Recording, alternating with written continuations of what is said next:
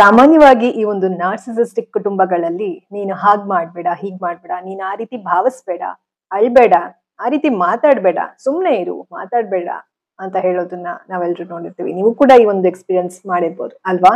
So ಈ ವಿಡಿಯೋನಲ್ಲಿ ನಾವು ಎಕ್ಸ್ಪ್ರೆಸ್ ಮಾಡೋದು ಎಷ್ಟು important, expressing yourself in this narcissism recovery journey is very very important. ಎಷ್ಟು ಇಂಪಾರ್ಟೆಂಟ್ ಅನ್ನೋದನ್ನ ತಿಳ್ಕೊಳ್ತಾ ಹೋಗೋಣ. Welcome back to my YouTube channel. ನೀವು ನೋಡ್ತಾ ಇರಾ positive vibes Karnataka YouTube channel. ನಾನು ನಿಮ್ಮ Chaitra, narcissistic abuse recovery coach, ಜೊತೆಗೆ ಸರ್ವೈವರ್ ಕೂಡ. ಸ್ನೇಹಿತರೆ, ಈ ಒಂದು ಹೀಲಿಂಗ್ ಜರ್ನಿನಲ್ಲಿ ನಿಮ್ಮನ್ನ ನೀವು ಎಕ್ಸ್ಪ್ರೆಸ್ ಮಾಡ್ಕೊಳ್ಳೋದು ಎಷ್ಟು ಮುಖ್ಯ ಅನ್ನೋದನ್ನ ಈ ವಿಡಿಯೋನಲ್ಲಿ ತಿಳ್ಕೊಳ್ತಾ ಹೋಗೋಣ. So expressing your feelings is indeed one of the most powerful healing tools in this narcissism recovery. ಅಂದ್ರೆ ತುಂಬಾ ಒಂದು ದೊಡ್ಡ ಮುಖ್ಯವಾದಂತಹ ಪವರ್ಫುಲ್ ಶಕ್ತಿಯುತವಾದಂತಹ ಆಯುಧ ಯಾವುದು, ನಿಮ್ಮನ್ನ ನೀವು ಹೀಲ್ ಮಾಡ್ಕೊಳ್ಬೇಕು, ನಿಮ್ಮ ಮನಸ್ಸಿಗೆ ಶಾಂತಿಯನ್ನ ತಂದುಕೊಳ್ಬೇಕು, ಕಾಪಾಡ್ಕೊಳ್ಬೇಕು ಅನ್ನೋದಕ್ಕೆ ತುಂಬಾ ಒಂದು ಪವರ್ಫುಲ್ ಟೂಲ್ ಯಾವುದು ಅಂತ ಅಂದ್ರೆ ನೀವು ನಿಮ್ಮನ್ನ ಎಕ್ಸ್ಪ್ರೆಸ್ ಮಾಡ್ಕೊಳ್ಳೋದು, ನಿಮ್ಮ ಅನಿಸಿಕೆಗಳನ್ನ ಹೊರಹಾಕುವಂಥದ್ದು, ನಿಮ್ಮ ಭಾವನೆಗಳನ್ನ ಹೊರಹಾಕುವಂಥದ್ದು. ಇನ್ನೊಬ್ಬರಿಗೆ ತೊಂದರೆ ಕೊಡದೆ, ಇನ್ನೊಬ್ಬರು ನೋವು ಕೊಟ್ಟಾಗ, ಅತಿಯಾದ ನೋವು ಕೊಟ್ಟಾಗ ನಿಮ್ಗೆ ಏನ್ ಅನ್ನಿಸ್ತಾ ಇದೆ ಅನ್ನೋದನ್ನ ಓಪನ್ ಆಗಿ ಹೇಳ್ಕೊಳ್ಳುವಂಥದ್ದು, ಎಕ್ಸ್ಪ್ರೆಸ್ ಮಾಡ್ಕೊಳ್ಳುವಂಥದ್ದು, it is really very very important ಅಂತ ಹೇಳ್ಬೋದು ಸ್ನೇಹಿತರೆ. ಸೊ ಮುಖ್ಯವಾದ ಮೆಸೇಜ್ ನೀವು ಏನ್ ತಿಳ್ಕೊಳ್ಬೇಕು ಅನ್ನೋದನ್ನ ಮೊದಲಿಗೆ ನೋಡೋಣ. ಮುಖ್ಯವಾದ ಈ ಒಂದು ವಿಷಯ ಈ ಒಂದು ವಿಡಿಯೋನಲ್ಲಿ ಏನಪ್ಪಾ ಅಂತಂದ್ರೆ, ನಿಜವಾಗ್ಲೂ ನೀವು ಹೀಲಿಂಗ್ ಆರಂಭ ಆಗೋದೇನೆ ಈ ಒಂದು ಭಾವನೆಗಳನ್ನ ಎಕ್ಸ್ಪ್ರೆಸ್ ಮಾಡ್ಕೊಂಡಾಗ, ಭಯವಿಲ್ಲದೆ, ನಾಚಿಕೆ ಇಲ್ಲದೆ ನೀವು ನಿಮ್ಮನ್ನ ನೀವು ಎಕ್ಸ್ಪ್ರೆಸ್ ಮಾಡ್ಕೊಂಡಾಗ, ನಿಮ್ಮ ಬಗ್ಗೆ ನೀವು ಹೇಳಿಕೊಂಡಾಗ, ಆಗ ಮಾತ್ರ ನೀವು ಈ ಒಂದು ಹೀಲಿಂಗ್ ಜರ್ನಿನಲ್ಲಿ ಪಾಲ್ಗೊಳ್ಳೋದಕ್ಕೆ ಸಾಧ್ಯ. ಜೊತೆಗೆ ಕಂಪ್ಲೀಟ್ ಆಗಿ ನಿಮ್ಮ ಒಂದು ಮನಸ್ಸಿಗೆ ಶಾಂತಿಯನ್ನ ಕಂಡುಕೊಳ್ಳೋದಕ್ಕೆ ಸಾಧ್ಯ ಅಂತ ಹೇಳ್ಬೋದು. Healing begins the moment you allow yourself to express what you feel without fear or shame. Shame ಇರಬಾರ್ದು, ನಾಚಿಕೆ ಇರಬಾರ್ದು, ಮತ್ತೆ ಫಿಯರ್, ಭಯ ಇರಬಾರ್ದು. ಆ ರೀತಿ ನೀವು ನಿಮ್ಮನ್ನ ನೀವು ಎಕ್ಸ್ಪ್ರೆಸ್ ಮಾಡ್ಕೊಳ್ಳೋದನ್ನ ಕಲಿಬೇಕು ಸ್ನೇಹಿತರೆ. ಅಂದ್ರೆ ನೀವು ತಪ್ಪು ಮಾಡಿದ್ರೆ ತಿದ್ಕೊಳ್ಳೋದು ಕೂಡ ಮುಖ್ಯ. ಜೊತೆಗೆ ನೀವು ತಪ್ಪು ಮಾಡಿಲ್ಲ ಅಂತಂದ್ರೆ ನೀವು ಭಯ ಪಡುವ ಅವಶ್ಯಕತೆ ಇಲ್ಲ. ಕೆಲವೊಮ್ಮೆ ಜನರೇಷನ್ ಟ್ರಾಮಾ, ಕೆಲವೊಮ್ಮೆ ಏನೋ ತಲೆಮಾರಿನಿಂದ ಬಂದಂತಹ ಟ್ರಾಮಾ ನಿಮ್ಮಲ್ಲಿ ಕಾಡ್ತಾ ಇರುತ್ತೆ. ನಿಮ್ದೇನೋ ತಪ್ಪಿಲ್ದಿರ ನಿಮ್ಮಲ್ಲಿ ಭಯ ಆಗಿರ್ಬೋದು, ಒಂದು ಗಿಲ್ಟ್ ಆಗಿರ್ಬೋದು ಕಾಡ್ತಾ ಇರುತ್ತೆ, ಏನೋ ತಪ್ಪು ಮಾಡಿದೀನ ನಾನು ಅಂತ. ಸೊ ಅದೆಲ್ಲವೂ ಕೂಡ ಹೋಗ್ಬೇಕು ಅಂದ್ರೆ ನಿಮ್ಮ ಭಾವನೆಗಳನ್ನ ನೀವು ಹಂಚ್ಕೊಳ್ಬೇಕು, ಶೇರ್ ಮಾಡ್ಕೊಳ್ಬೇಕು ಅನ್ನೋದನ್ನ ನಾವಿಲ್ಲಿ ತಿಳ್ಕೊಳ್ಬೇಕಾಗತ್ತೆ.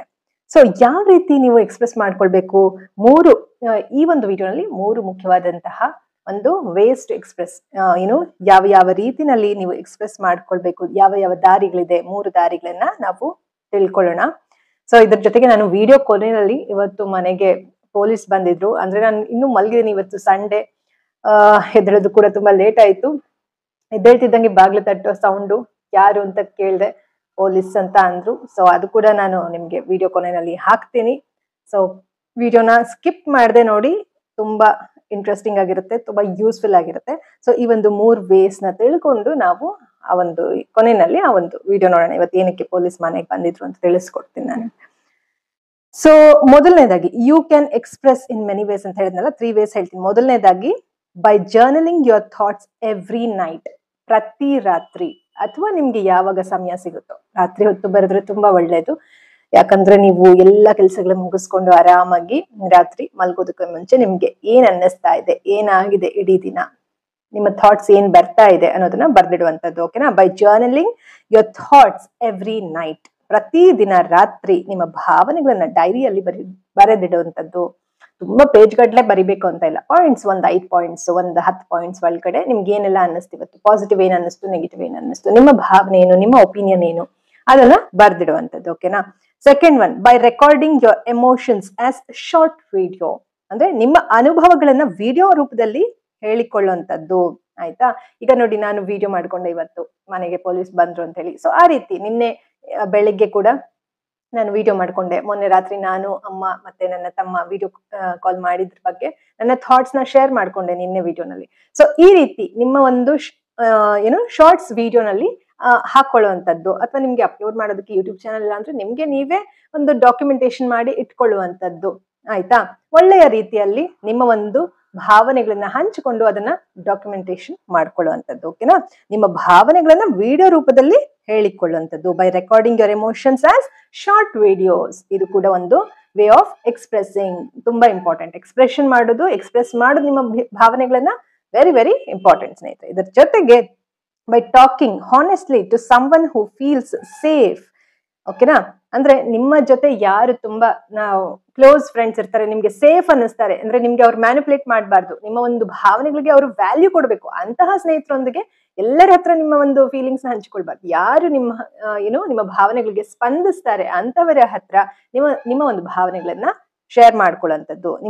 ನಿಮ್ಮನ್ನ ಅರ್ಥ ಮಾಡಿಕೊಳ್ಳುವ ಒಬ್ಬರ ಜೊತೆ ಆದ್ರೂ ಕೂಡ ಪ್ರಾಮಾಣಿಕವಾಗಿ ನಿಮ್ಮ ಜೊತೆ ಯಾರಿರ್ತಾರೆ ಅಂತವರ ಜೊತೆ ಮಾತನಾಡುವಂಥದ್ದು ಕೂಡ ತುಂಬಾ ತುಂಬಾ ಇಂಪಾರ್ಟೆಂಟ್ ಈ ಒಂದು ಹೀಲಿಂಗ್ ಜರ್ನಿನಲ್ಲಿ. ಸೊ ನನಗೂ ಕೂಡ ಒಂದು ಬೆಸ್ಟ್ ಫ್ರೆಂಡ್ ಇದ್ದಾಳೆ, ನಿಮ್ಗೆ ಯಾವಾಗ್ಲೂ ಹೇಳ್ತಾ ಇರ್ತೀನಿ ಅಲ್ವಾ. ಸೊ ನನ್ನ ಸ್ನೇಹಿತೆ ಹತ್ರ ಕೂಡ ನಾನು ಎಲ್ಲವನ್ನೂ ಕೂಡ ಶೇರ್ ಮಾಡ್ಕೊಳ್ತಾ ಬಂದಿದ್ದೆ ಹಂತ ಹಂತವಾಗಿ. ಸೊ ಇವನ್ ನನ್ನ ತಾಯಿ ಕೂಡ ಬೆಸ್ಟ್ ಫ್ರೆಂಡ್, ನನ್ನ ಕುಟುಂಬ ಎಲ್ಲ, ಅಂದ್ರೆ ನನ್ನ ತಮ್ಮ ಆಗಿರ್ಬೋದು, ನನ್ನ ತಾಯಿ, ನನ್ನ ಒಂದು ಪ್ರೀತಿಸುತ್ತಿದ್ದೆ ಅಂತ ಬಂದ ಹುಡುಗ, ಎಲ್ಲರ ಹತ್ರ ಶೇರ್ ಮಾಡ್ಕೊಂಡಿದ್ದೆ. ಬಟ್ ಎಲ್ಲದಕ್ಕೂ ಮೀರಿ ಒಂದು ಸ್ನೇಹಿತೆ ಸದಾಕಾಲ ನನ್ನ ಜೊತೆನಲ್ಲಿ ಇದ್ದಂತ ಸ್ನೇಹಿತೆ, ಪ್ರತಿಯೊಂದು ಹಂತದಲ್ಲೂ ಕೂಡ ನನ್ನ ಜಡ್ಜ್ ಮಾಡ್ಲಿಲ್ಲ ಯಾವತ್ತೂ ಅವಳು. ಸೊ ಹಾಗಾಗಿ ನನ್ನ ಸ್ನೇಹಿತೆ ಕೂಡ ವೆರಿ ವೆರಿ ಇಂಪಾರ್ಟೆಂಟ್. ಹಾಗೆ ನೀವು ಕೂಡ ಒಂದು ಸ್ನೇಹಿತೆ ಹತ್ರ, ಇವಾಗ ಫ್ಯಾಮಿಲಿ ಎಲ್ಲ ಇಂಪಾರ್ಟೆಂಟ್, ಅವರೆಲ್ಲರೂ ನಮ್ಗೆ ಕ್ಲೋಸ್ ಅನ್ನೇ, ಆದ್ರೆ ಎಲ್ಲದಕ್ಕೂ ಮೀರಿ ಒಂದು ಸ್ನೇಹಿತೆ. ಇವಾಗ ನನ್ನ ತಾಯಿಗೂ ಕೂಡ ಒಬ್ರು ಸ್ನೇಹಿತೆ ಇರ್ತಾರೆ ಅಲ್ವಾ, ಅವ್ರ ಜೊತೆ ಅವ್ರ ಫೀಲಿಂಗ್ಸ್ ನ ಶೇರ್ ಮಾಡ್ಕೊಳ್ತಾರೆ. ನನ್ನ ತಮ್ಮನಿಗೆ ಫ್ರೆಂಡ್ಸ್ ಇರ್ತಾರೆ, ಅವ್ರ ಜೊತೆ ಅವ್ನ್ ಶೇರ್ ಮಾಡ್ಕೊಳ್ತಾನೆ. ಆ ರೀತಿ ಈಗ ನನ್ನ ಒಂದು ಪ್ರೀತಿಸುವಂತಹ ಹುಡುಗ ಅವನ ಜೊತೆ ಅವನ ಫ್ರೆಂಡ್ಸ್ ಜೊತೆ ಶೇರ್ ಮಾಡ್ಕೊಳ್ತಾನೆ. ಈಗ ಏನು ನನ್ಗೆ ನಿನ್ನೆ ನನ್ ವಿನೋದ್ ಮೆಸೇಜ್ ಕೂಡ ಬಂದಿದೆ, ಸ್ಯಾಟರ್ಡೆ ಅಲ್ವಾ, ಆಂಜನೇಯಂದು ದೇವ್ರದ್ದು ಫೋಟೋ ಕಳ್ಸಿದ್ದ ವಿನು, ನಾನು ಕೂಡ ರಿಪ್ಲೈ ಮಾಡಿದೆ, ಖುಷಿ ಆಯ್ತು. ಸೊ ನೋಡೋಣ ಏನಾಗುತ್ತೆ ಅಂತ. ಸೊ ನಾವ್ ದೂರ ಇದ್ರು ಕೂಡ ಮನ್ಸಲ್ಲಿ ಪ್ರೀತಿ ಇರತ್ತೆ, ಆಯ್ತಾ. ಸೊ ಹೀಗೆ ನಾವು ಏನ್ ಮಾಡ್ಬೇಕು, ನಮ್ಗೆ ಎಲ್ಲ ಒಂದು ಫ್ಯಾಮಿಲಿ, ಒಂದು ಏನು ಬ್ಲಡ್ ರಿಲೇಷನ್ಸ್ ನ ಮೀರಿದ ಒಂದು ಸ್ನೇಹಿತೆ ಅಂತ ಇರ್ತಾರೆ. ಅವರು ನಮ್ಮ ಬ್ಲಡ್ ರಿಲೇಷನ್ ಆಗಿಲ್ಲದೆ ಇದ್ರು ಕೂಡ ಒಂದು ಏನು ತುಂಬಾ ಒಂದು ಕ್ಲೋಸ್ ಬೆಸ್ಟ್ ಫ್ರೆಂಡ್ ಆಗಿರ್ತಾರೆ. ಅಂತವ್ರ ಹತ್ರ ಒಂದು ಪ್ರಾಮಾಣಿಕವಾದಂತಹ ಸ್ನೇಹಿತರೊಟ್ಟಿಗೆ ನಿಮ್ಮ ಒಂದು ಭಾವನೆಗಳನ್ನ ಶೇರ್ ಮಾಡ್ಕೊಳ್ಳುವಂಥದ್ದು. ಸೊ ಇದು ಕೂಡ very very important in your healing journey. ಓಕೆನಾ. ಸೊ ಕೊನೆಯದಾಗಿ ನಾವೇನ್ ತಿಳ್ಕೊಳ್ಬೇಕು ಸ್ನೇಹಿತರೆ, ಈ ಒಂದು ಎಕ್ಸ್ಪ್ರೆಷನ್ ಮಾಡೋದು ಈ ಒಂದು ನಾರ್ಸಿಸಿಸಮ್ ರಿಕವರಿ ಹೀಲಿಂಗ್ ಜರ್ನಿನಲ್ಲಿ ವೆರಿ ವೆರಿ ಇಂಪಾರ್ಟೆಂಟ್ ಅನ್ನೋದನ್ನ ತಿಳ್ಕೊಂಡ್ವಿ ಅಲ್ವಾ. ಯಾವ್ಯಾವ ವೇಸ್, ಯಾವ್ಯಾವ ಮುಖಾಂತರ ನೀವು ತಿಳ್ಕೊಳ್ಬೇಕು, ಯಾವ್ಯಾವ ಮುಖಾಂತರ ನೀವು ಎಕ್ಸ್ಪ್ರೆಸ್ ಮಾಡ್ಕೊಳ್ಬೇಕು ಅನ್ನೋದನ್ನ, ಒಂದು ಜರ್ನಲಿಂಗು, ಇಲ್ಲ ಶಾರ್ಟ್ ವಿಡಿಯೋ ಮಾಡುವಂಥದ್ದು, ಇಲ್ಲ ನಿಮ್ಮ ಒಂದು ಕ್ಲೋಸ್ ಫ್ರೆಂಡ್ ಜೊತೆ ನಿಮ್ಮ ಒಂದು ಫೀಲಿಂಗ್ಸ್ ನ ಶೇರ್ ಮಾಡುವಂಥದ್ದು, ನಿಮ್ಗೆ ತೊಂದರೆ ಆಗದೆ ಇರೋ ರೀತಿನಲ್ಲಿ ನಿಮ್ಮನ್ನ ನೀವು ಸೇಫ್ ಮಾಡ್ಕೊಳ್ಳುವಂಥದ್ದು, ಆ ರೀತಿನಲ್ಲಿ ನಿಮ್ಮನ್ನ ನೀವು ಎಕ್ಸ್ಪ್ರೆಸ್ ಮಾಡ್ಕೊಳ್ಬೇಕಾಗುತ್ತೆ. ಓಕೆನಾ. So this is very very important. ಇಲ್ಲಿ ನೋಡಿ, ಭಾವನೆಗಳಿರುವುದರಿಂದ ನೀವು ದುರ್ಬಲರಲ್ಲ ಅನ್ನೋದನ್ನ ತಿಳ್ಕೊಳ್ಬೇಕು. You are not weak. ನಿಮ್ಗೆ ಭಾವನೆಗಳು ಇರೋದು ನಿಮ್ಗೆ ವೀಕ್ ಅಲ್ಲ. ಓಕೆನಾ. ಕೆಲವೊಮ್ಮೆ ನಿಮ್ಗೆ ಏನೋ ಎಕ್ಸ್ಪ್ರೆಸ್ ಮಾಡ್ಕೊಳಕ್ಕೆ ಸಾಧ್ಯ ಆಗ್ತಿಲ್ಲ ಅಂದ್ರೂ ನೀವು ವೀಕ್ ಅಂತ ಅಲ್ಲ, ಆಯ್ತಾ. ಹಂತ ಹಂತವಾಗಿ ನೀವು ಎಕ್ಸ್ಪ್ರೆಸ್ ಮಾಡ್ಕೊಳ್ಳೋದಕ್ಕೆ ಶುರು ಮಾಡಿದ್ರೆ, ನಿಮ್ಮ ಒಂದು ಭಾವನೆಗಳನ್ನ ಹೊರ ಹಾಕೋದಕ್ಕೆ ಶುರು ಮಾಡಿದ್ರೆ, you will become the strongest person in the world. ಓಕೆನಾ. ಸೊ ಅದನ್ನ ನಾವು ತಿಳ್ಕೊಳ್ಬೇಕಾದ್ರೆ, every tear, every word you speak, ಪ್ರತಿಯೊಂದು ಕಣ್ಣೀರು, ಪ್ರತಿಯೊಂದು ಮಾತು ನೀವು ಮಾತಾಡುವಂಥದ್ದು, ಎವ್ರಿ ಟ್ರೂತ್ ಯು ರೈಟ್, ಪ್ರತಿಯೊಂದು ಸತ್ಯ ನೀವು ಬರೆಯುವಂಥದ್ದು, it all releases pain stored inside. ಇದೆಲ್ಲವೂ ಕೂಡ ನಿಮ್ಮ ಒಳಗಡೆ ಇರುವಂತಹ ನೋವನ್ನ ರಿಲೀಸ್ ಮಾಡುತ್ತೆ, ನಿಮ್ಮನ್ನ ಈ ನೋವಿಂದ ಮುಕ್ತರನ್ನಾಗಿ ಮಾಡುತ್ತೆ ಅಂತ ನಾವು ತಿಳ್ಕೊಳ್ಬೇಕು.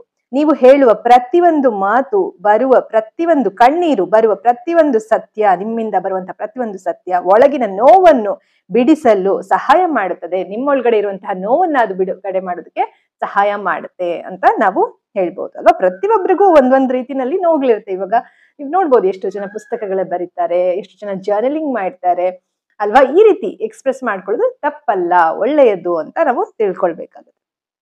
ಕೊನೆಯದಾಗಿ ನಾನು ಹೇಳೋದೇನಂದ್ರೆ, ಡೋಂಟ್ ಕೀಪ್ ಎವ್ರಿಥಿಂಗ್ ಇನ್ಸೈಡ್. ನಿಮ್ಮೊಳಗಡೆನೆ ನೀವು ಎಲ್ಲವನ್ನೂ ಇಟ್ಕೊಂಡು ಅನುಭವಿಸುವಂತಹ ಅವಶ್ಯಕತೆ ಇಲ್ಲ.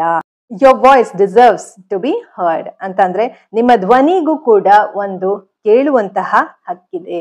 ಅಂದ್ರೆ ನಿಮ್ಮ ಧ್ವನಿಯನ್ನ ಕೇಳಿಸ್ಕೊಳ್ಳೋದಕ್ಕೆ, ಯಾರಾದ್ರೂ ಕೇಳಿಸ್ಕೊಳ್ಬೇಕು ಅಂತ ನೀವು ಅನ್ಕೊಳ್ಳೋದಕ್ಕೆ ನಿಮ್ಗೆ ಹಕ್ಕಿದೆ ಅನ್ನೋದನ್ನ ತಿಳ್ಕೊಳ್ಬೇಕಾಗತ್ತೆ. ಎಲ್ಲವನ್ನೂ ನೀವು ಒಳಗಡೆ ಇಟ್ಕೊಳ್ಬೇಡಿ. ಪ್ರತಿಯೊಂದು ನೋವನ್ನು ನಿಮ್ಮೊಳಗಡೆ ಮಾತ್ರ ಇಟ್ಕೊಂಡು ಕೊರಗುವ ಅವಶ್ಯಕತೆ ಇಲ್ಲ, ಎಕ್ಸ್ಪ್ರೆಸ್ ಮಾಡ್ಕೊಳ್ಳಿ ಅಂತ ನಾವಿಲ್ಲಿ ತಿಳ್ಕೊಳ್ಬೇಕಾಗುತ್ತೆ ಸ್ನೇಹಿತರೆ. So start small, start today, express, release and heal. ಅಂದ್ರೆ ಇವತ್ತೇ ಶುರು ಮಾಡಿ, ಪ್ರಾರಂಭಿಸಿ, ಚಿಕ್ಕದಾಗಿ ಪ್ರಾರಂಭಿಸಿ. ಓಕೆನಾ. ಇವತ್ತೇ ಪ್ರಾರಂಭಿಸಿ, ಹೇಳಿ ಬಿಡಿ, ಹೀಲ್ ಆಗಿ. ಓಕೆನಾ. ಹೇಳಿ ಬಿಡಿ, ಹೀಲ್ ಆಗಿ ಬಿಡಿ ಅಂದ್ರೆ ರಿಲೀಸ್ ಮಾಡಿ, ಹೇಳ್ಬಿಡಿ, ಆಯ್ತಾ. ಅದನ್ನ ಹೇಳ್ಬಿಟ್ಟು ರಿಲೀಸ್ ಮಾಡಿ. ನಿಮ್ಮ ಒಂದು ನೋವನ್ನ ಒಳಗಡೆನೆ ಇಟ್ಕೊಂಡ್ರೆ ಏನಾಗುತ್ತೆ, ಅದು ಕಾಯಿಲೆಗಳಿಗೆ ಟರ್ನ್ ಆಗುತ್ತೆ, ಕಾಯಿಲೆಗಳು ಬರುತ್ತೆ. ಮನುಷ್ಯ ಅಂದ್ಮೇಲೆ ಕಾಯಿಲೆಗಳು ಬಂದೇ ಬರುತ್ತೆ. ಆದ್ರೆ ಈ ನೋವುಗಳನ್ನ ಇಟ್ಕೊಂಡಾಗ ಅದು ಸೈನ್ಸ್ ಅಂದ್ರೆ ಬಯಾಲಜಿ ಕೂಡ ಇದರಲ್ಲಿ ಸೇರ್ಕೊಳ್ಳುತ್ತೆ. ಫಿಸಿಯಾಲಜಿ ಅಂದ್ರೆ ನಮ್ಮ ಒಳಗಡೆ ಇರುವಂತಹ ಆರ್ಗನ್ಸ್ಗೆ ಎಫೆಕ್ಟ್ ಆಗುತ್ತೆ. ಹಾಗಾಗಿ ನಾನು ಮುಂದಿನ ದಿನಗಳಲ್ಲಿ ಅದನ್ನು ಕೂಡ ತಿಳಿಸ್ಕೊಡ್ತಾ ಹೋಗ್ತೀನಿ, ಹೇಗೆ ಈ ಒಂದು ನಾರ್ಸಿಸಿಸಮ್ ಇಂದ ನಮ್ಮ ಒಂದು ದೈಹಿಕವಾಗಿ ಯಾವ ರೀತಿ ನಮ್ಗೆ ತೊಂದರೆಗಳಾಗತ್ತೆ, ಯಾವ ರೀತಿ ಕಾಯಿಲೆಗಳು ಬರುತ್ತೆ, ಅದನ್ನ ಯಾವ ರೀತಿ ನಾವು ತಡೆಗಟ್ಟಬಹುದು, ಅದನ್ನು ಕೂಡ ನಾನು ನಿಮ್ಗೆ ತಿಳಿಸ್ಕೊಡ್ತೀನಿ ಸ್ನೇಹಿತರೆ. ಮುಂದಿನ ವಿಡಿಯೋನಲ್ಲಿ ಮತ್ತೆ ಭೇಟಿ ಆಗೋಣ. ಸೊ ಈಗ ಪೊಲೀಸ್ ಬಂದಿದ್ರು ಅಂತ ಹೇಳಿದ್ನಲ್ಲ, ಆ ವಿಡಿಯೋ ಹಾಕ್ತೀನಿ. ಸೊ ನೋಡ್ಬಿಟ್ಟು ಬನ್ನಿ, ಓಕೆನಾ? ಎಸ್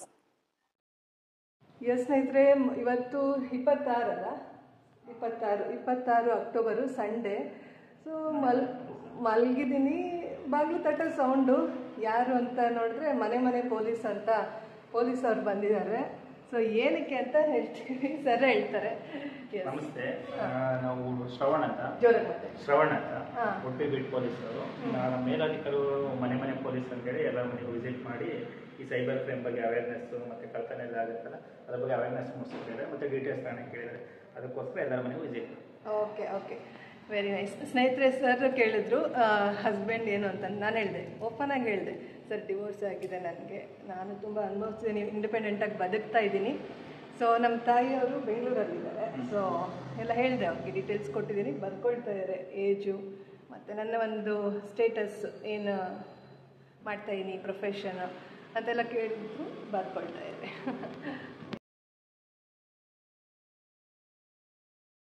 ಸ್ನೇಹಿತರೆ, ನೋಡಿದ್ರಲ್ಲ, ಈ ರೀತಿ ನಾನು ಕೂಡ ಒಂದು ಎಕ್ಸ್ಪ್ರೆಸ್ ಮಾಡ್ಕೊಳ್ತಾ ಇದೀನಿ ನನ್ನ ಒಂದು ಲೈಫಲ್ಲಿ ಏನಾಗ್ತಾ ಇದೆ ಅಂತ. ಯಾಕಂದ್ರೆ I am also in a healing journey. ನಾನೇನು ತುಂಬಾ ಪರ್ಫೆಕ್ಟ್ ಅಂತ ಹೇಳ್ಕೊಳ್ಳೋದಿಲ್ಲ. ಸೊ ನನ್ಗೆ ಮನೆಯಲ್ಲಿ ಚೆನ್ನಾಗಿ ಓದಿಸಿದ್ದಾರೆ, ಇಷ್ಟು ಮಟ್ಟಕ್ಕೆ ನಾ ಇದ್ದೀನಿ ಅಂತಂದ್ರೆ ನನ್ನ ಫ್ಯಾಮಿಲಿ ಕಾರಣ. ಹಾಗಾಗಿ ನಾನು ಪ್ರತಿನಿತ್ಯ ನಾನು ಎಕ್ಸ್ಪ್ರೆಸ್ ಮಾಡ್ಕೊಳ್ತೀನಿ ನನ್ನ ಲೈಫಲ್ಲಿ ಏನ್ ನಡೀತಾ ಇದೆ. ಜೊತೆಗೆ ನಿಮ್ಗೂ ಕೂಡ ಕೋಚಿಂಗ್ ಕೊಡ್ತಾ ಹೋಗ್ತೀನಿ. ಸಾಧ್ಯವಾದಷ್ಟು ನೀವು ಕೂಡ ಹೀಲ್ ಆಗ್ತಾ ಬನ್ನಿ. ಎಲ್ಲರಿಗೂ ಒಳ್ಳೇದಾಗ್ಲಿ ಅಂತ ಹೇಳ್ತೀವಿ. ಒಂದು ವಿಡಿಯೋ ಎಲ್ಲಿಗೆ ಮುಗಿಸ್ತಾ ಇದೀನಿ. ಮುಂದಿನ ವಿಡಿಯೋನಲ್ಲಿ ಮತ್ತೆ ಭೇಟಿ ಆಗೋಣ ಸ್ನೇಹಿತರೆ. ಅಲ್ಲಿವರೆಗೂ think positive, B on optimist. Life is beautiful and make the most of it. ಎಲ್ಲರಿಗೂ ಶುಭವಾಗಲಿ. ಧನ್ಯವಾದಗಳು.